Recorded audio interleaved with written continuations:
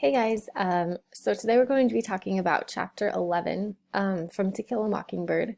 So it's assumed at this point that you would have already read chapter 11, and we read chapter 10 in class. So I wanted to go over a couple of different themes and ideas specifically that you could analyze with regard to the chapter if you wanted a little bit further instruction. So the first thing that I wanted to discuss are a couple of new characters that we're introduced to. So Mrs. DuBose is not a new character. We've seen her previously, but she comes out in full force in this section. So a couple things to note about her. She is very old. She spends most of her time in bed. She lives alone. And it's rumored that she keeps a CSA pistol concealed among her shawls and her wraps. Of course, all of this is coming from Scout. We have to remember that she's the one narrating. But she becomes a significant character because even though she's old and cranky and angry, she becomes symbolic for one of the strongest characters that we're going to meet throughout the story. She's compared with others that are kinder, like Miss Maudie and Miss Rachel.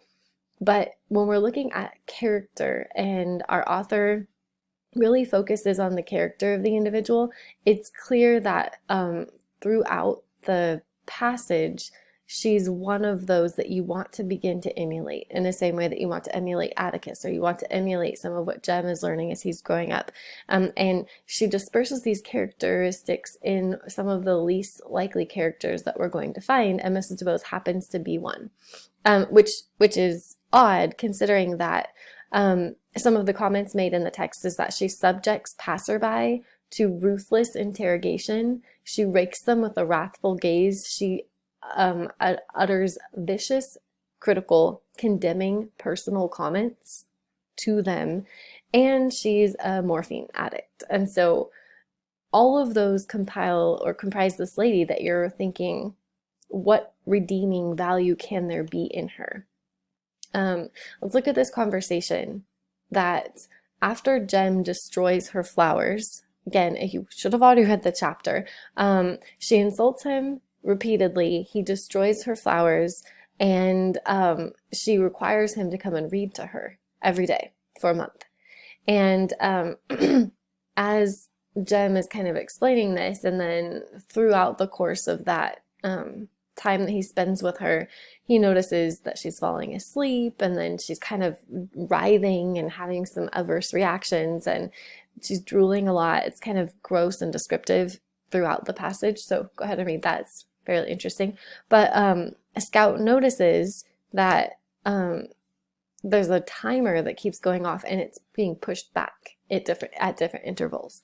And so toward the end of their time, Atticus comes home one day and he basically says, "You guys don't have to go anymore.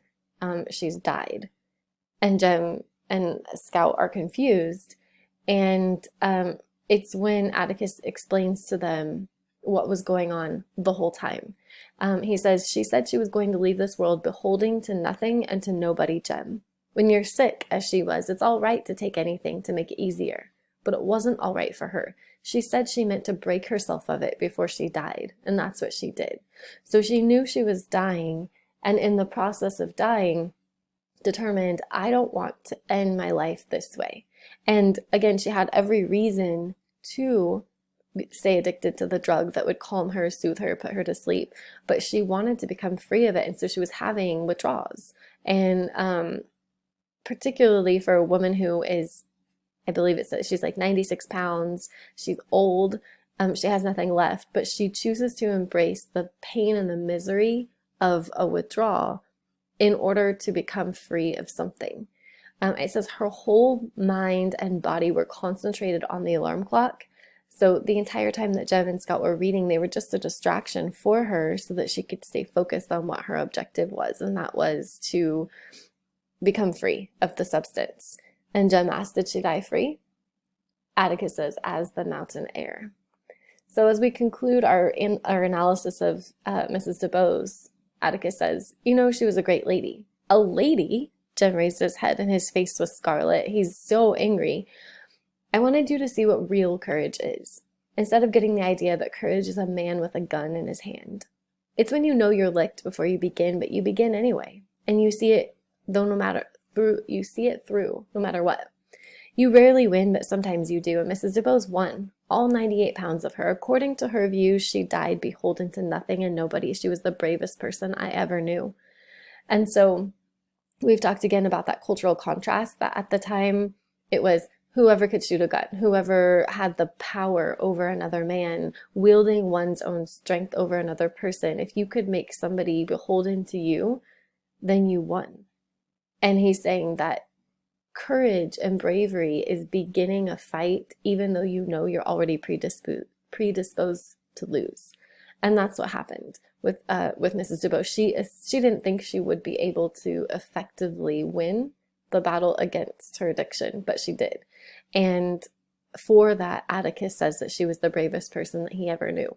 And so it challenges us to think, what battles do we not engage in?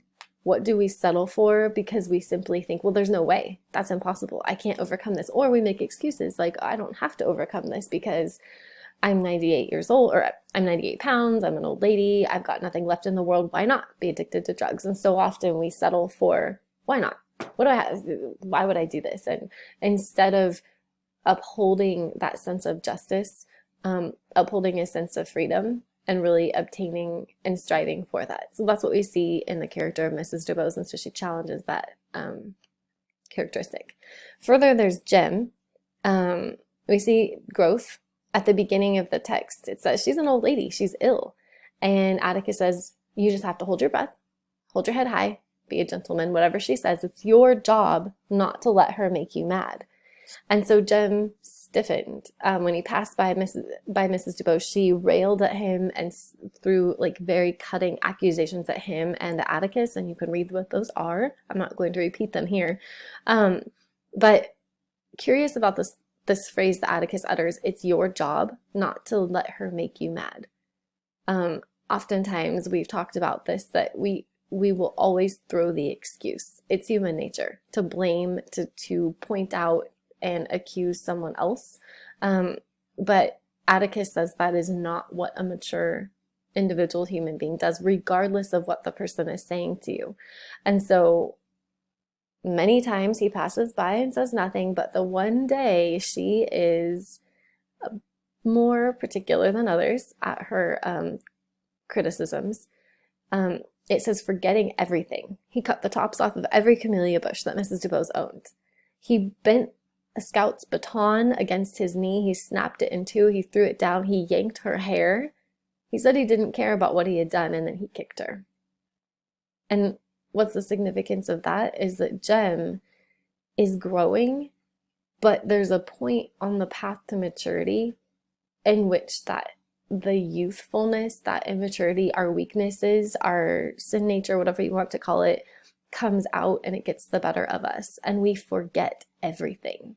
It's that seeing red mentality. When your emotion takes over, your logic and your reason kind of pull back. And this ties into some of the themes we're going to see in a few minutes. So Jem picked up the candy box that she left for him after she died, and he threw it in the fire. It says he picked up the camellia, and when he went off to bed, Scout saw him fingering the wide petals. So he left a white camellia flower. Or she left a white camellia flower for Jem. And we're going to look at the symbolism of that flower. What does it symbolize? It symbolizes freedom, purity, goodness, hope, relief, and beauty. Atticus says, I think that was her way of telling you that everything's all right now, Jem. Everything's all right. And so he embeds that symbolism that in the roughest characters, there's forgiveness, there's bravery, and there's courage. Mrs. DeBose, through Jem, through Scout's perception, becomes kind of one of the heroes of the text in a way. And we're going to see that much of the town doesn't have the courage to do what she has done. Jem gave into his emotions. Jem gave into the circumstances. She did not, and she remained strong. Most of the town, throughout the rest of the book, they're going to maintain their vehement addiction to racism, their vehement addiction to prejudice, and they're going to continue to give into that cultural sense of just unreasonable nature in their actions. And it's going to lead to a lack of what we see in Mrs. DuBose, a lack of freedom, a lack of goodness, a lack of purity. And it results in death ultimately. So then we have a couple of significant quotes in the chapter. One alluding to the fact that decisions are far-reaching. When a person makes a decision, it does not just impact himself. When summer comes, you'll have to keep your head about far worse things, Atticus says. I know it's not fair for you and Jem. I know that. But sometimes we have to make the best of things, and the way we conduct ourselves when the chips are down, all I can say is when you and Jem are grown, maybe you'll look back on this with compassion and feeling. This case, Tom Robinson's case, is something that goes to the essence of a man's conscience, Scout. I couldn't go to church and worship God if I didn't try to help that man. We've already talked about why does Scout have to do this? Why does Atticus have to defend Tom Robinson? What does it have to do with his church or his conscience? And we talked about he is just, and I wrote the word justice on the board. He's the embodiment of justice, and if you compromise in any area, then justice will not be served. And so sometimes acting in a just manner impacts other people, not just yourself, and you have to be willing to take that risk for the purpose of truth. Another theme we see come up is this theme of majority rule. So the conversation says, Atticus, you must be wrong. Well, how's that? Well, most folks seem to think they're right and you're wrong. Well, they're certainly entitled to that, and they're entitled to full respect for their opinions, said Atticus. But before I can live with other folks, I have to live with myself. The one thing that doesn't abide by majority rule is a person's conscience. So going kind of more deeply into this theme, kind of this topic of majority rule, we pull out the themes that a person is not wrong simply because his actions and convictions don't agree with majority rule.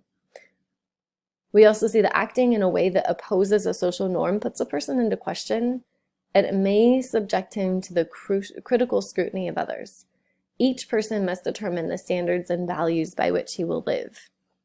It's human nature to conform, and boldness, courage, and self-discipline are required to pursue truth and justice. I think these themes will continue to come up. So I would write them down. I would keep track of them because they don't go away. There's a biblical connection here. That Atticus's wisdom aligns with Jesus' example, his call, and the Christian life in general, that we are to be set apart, marked by holiness, that the path to righteousness is narrow, and only a few are going to follow. And that's the case with this text as well. Many would call Atticus the symbolic and literary Christ figure for his self-sacrificing nature. So just kind of keep a note of that. I explained what a Christ figure was before, and we see it coming out here when Atticus says, I need to stand alone for the truth. A second theme we see is adults versus children. Scout and Jem admit to being accustomed to hearing insults from their friends, but coming from an adult, it was different. She also says, I have no doubt that you've been annoyed by your contemporaries, but to do something like this to a sick old lady is inexcusable. And then finally, Atticus says, Jem, she's old and ill. You can't hold her responsible for what she says and does. Do you think that the elderly have an exemption? It's just kind of a question that comes up here. Is this a comment on ageism? We've been talking about all of the isms and tracing those. Is this an ageism comment? Do you think that the elderly are just too set in their ways, or do they deserve the respect to think that they can make wise decisions that are honoring to human nature and humanity as a whole? And then finally, the last quote analysis I wanted to do is on bad language. Scout said, Atticus, and lover is just one of those terms that don't mean anything, like snot nose. That's hard to explain. Ignorant, trashy people use it when they think somebody's favoring them over and above themselves. It's slipped into usage with some people like ourselves when they want a common, ugly term to label somebody. It's never an insult to be called what somebody thinks is a bad name. It just shows how poor that person is. It doesn't hurt you. I wanted to point this out because I think a lot of times it's more immature to use bad language and to point it out and, oh, you're using a bad word. I really like Atticus's approach here, and I just wanted to highlight that it's just a word. The term doesn't mean anything except it's used by ignorant, trashy people to put themselves over and above someone else, to wield power. It's a very immature thing to do, and it's a sloppy way to use language. So